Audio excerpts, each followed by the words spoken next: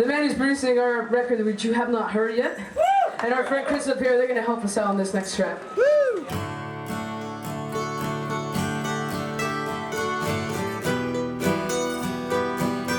So something interesting is there are 3 tracks that we sort of used as a test, like to kind of see if like ourselves and Dan were going to get on. If the process was going to be, was it going to work as artist and producer? So we went in and did these 3 tracks, and it was just you and me and minimal instrumentation. Yeah. We did Exile, what eventually became the scratch demo that we built the final track on.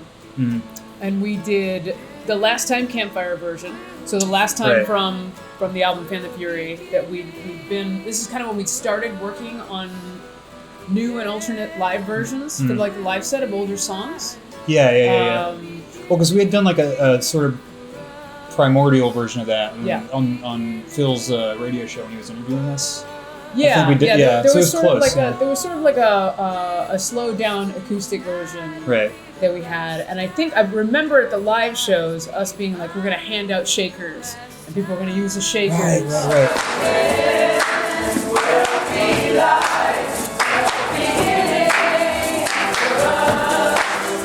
This sort of morphed into like, okay, we were in the studio with him, and we were like, we've got this other version. I think that the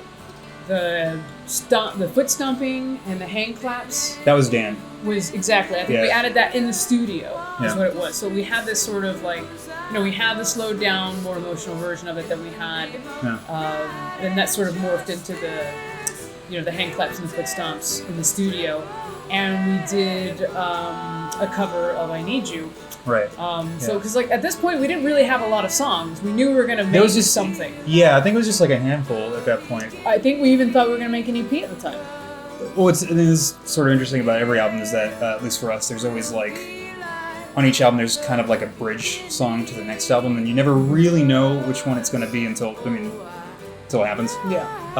Like in the case of Exile. It's almost like the last one. Yeah, like you never fucking know. Like in Exile's case, I would think Counterfeit Star was the bridge song, because the stuff we ended up doing with It's Gotta Be Now and then eventually Expressatura. Out now. The horns and the... I think Counterfeit Star totally is like a shot to, hey, it's gotta be now, and then, which is, right in Espressatura, certainly, yeah. So just working backwards on that, and this one I wasn't fully expecting, but the last time, I would consider that bridge song just because the sort of thematically, at least from what I remember anyway, when we wrote that song for Fan the Fury, it was with the mindset of the Pedro Pan the Cuba and the connection. Cuba, the Cuba connection, and that sort of set all the Cuba stuff is the tone for the subject matter on Exile. Right. Yeah. So that's true. I hadn't thought about what on Fan the Fury was, but it's like it's obvious. It's definitely the last time. Yeah, so like I don't know how intentional or not that was when we went in to do that test with Dan.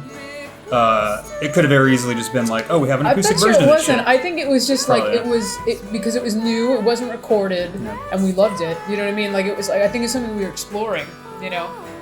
Totally on purpose. It just so happened the lyrical subject matter also pointed to Exile, but I don't think we had any discussions about that or anything. I think it was purely musical. Why we wanted to do that. Cosmic.